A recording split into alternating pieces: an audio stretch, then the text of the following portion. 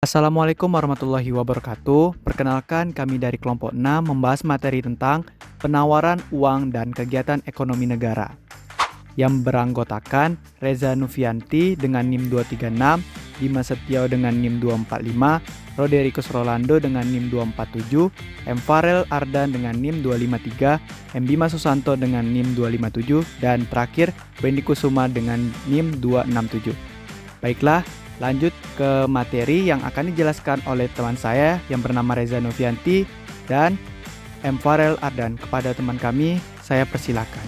Apa yang dibahas itu penawaran uang. Itu menjelaskan apa itu penawaran uang dan faktor-faktor apa yang mempengaruhi. 2. Mekanisme penawaran uang. Memahami proses penciptaan uang oleh bank-bank dan bagaimana peran bank sentral dalam mengendalikan penawaran uang. 3.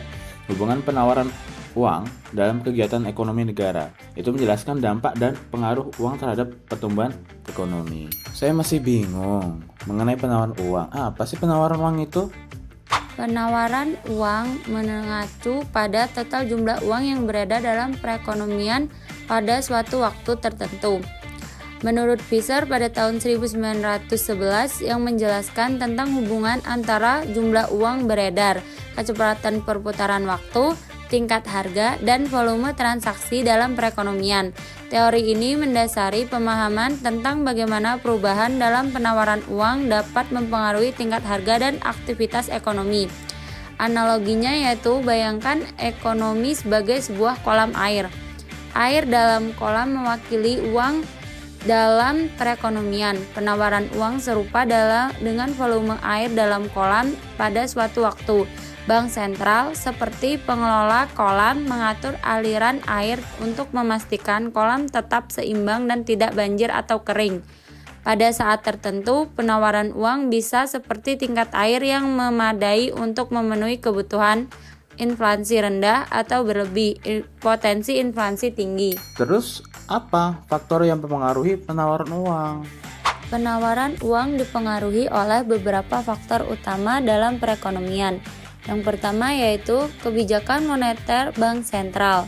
Contoh kasusnya yaitu ketika Bank Sentral Indonesia menurunkan suku bunga acuan untuk merangsang pinjaman bank dan meningkatkan investasi di dalam negeri. Hal ini dapat meningkatkan penawaran uang. Yang kedua yaitu suku bunga. Contoh kasus, ketika suku bunga pinjaman bank rendah, masyarakat dan perusahaan cenderung lebih banyak meminjam uang dari bank, yang dapat meningkatkan penawaran uang di perekonomian. Menurut teori Keynes, pada tahun 1936 yang mengajukan analisis yang berbeda dari Fisher dan Friedman, dengan menekankan peran permintaan uang dan likuiditas dalam perekonomian. Dia memperkenalkan konsep preferensi likuiditas, di mana tingkat bunga dipengaruhi oleh permintaan untuk uang tunai versus investasi. Lalu bagaimana peran bank sentral mengatur peredaran uang? Bank sentral bertanggung jawab untuk menjaga stabilitas ekonomi dan mengontrol inflasi dengan mengelola penawaran uang. Yang pertama yaitu kontrol kebijakan moneter. Contoh kasus, Bank Sentral Indonesia menggunakan alat-alat seperti operasi pasar terbuka untuk membeli atau menjual surat berharga negara. Yang kedua, menjaga stabilitas harga. Contoh kasusnya, saat inflasi meningkat, Bank Sentral dapat menaikkan suku bunga acuan untuk mengurangi jumlah uang yang tersedia dan menekankan harga barang dan jasa. Yang ketiga yaitu pengawasan dan regulasi perbankan. Contoh kasus, Bank Sentral juga bertanggung jawab untuk mengawasi aktivitas perbankan.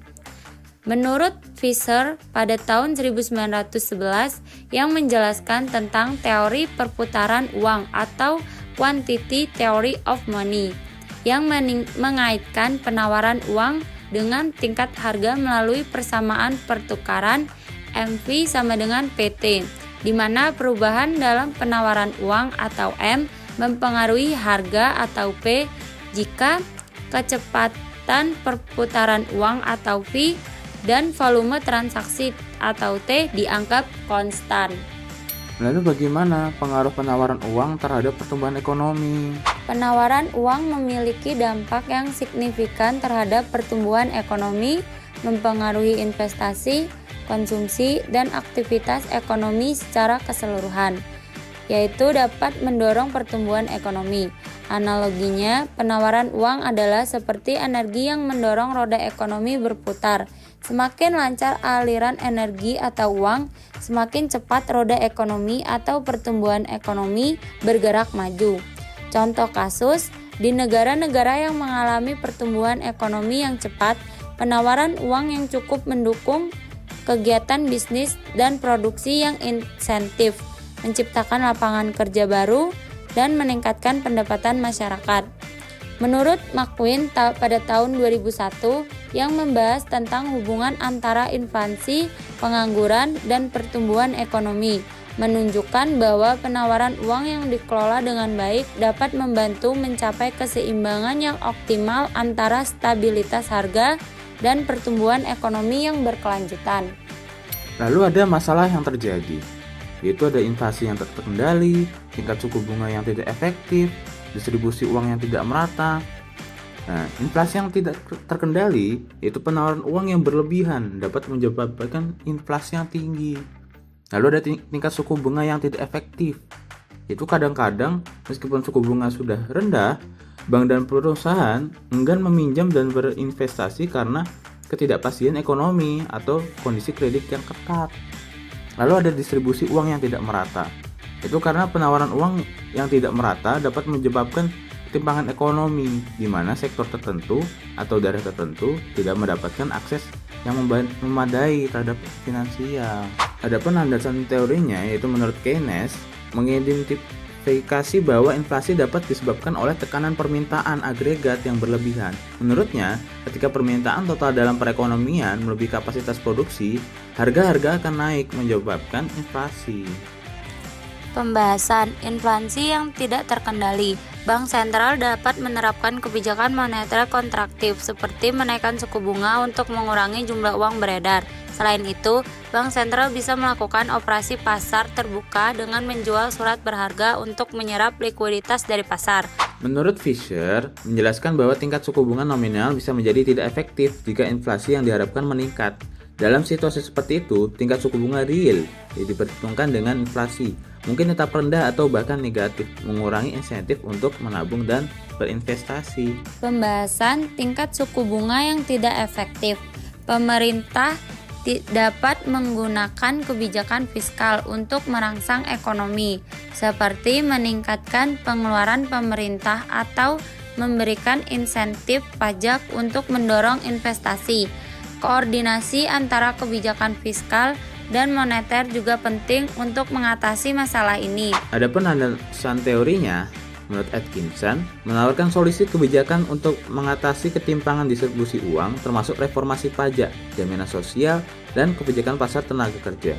Dia menganalisis bagaimana distribusi yang lebih merata dapat dicapai melalui intervensi kebijakan yang tepat. Pembahasan distribusi uang yang tidak merata. Bank sentral dapat menerapkan kebijakan moneter kontraktif seperti menaikkan suku bunga untuk mengurangi jumlah uang beredar. Selain itu, bank sentral bisa melakukan operasi pasar terbuka dengan menjual surat berharga untuk menyerap likuiditas dari pasar.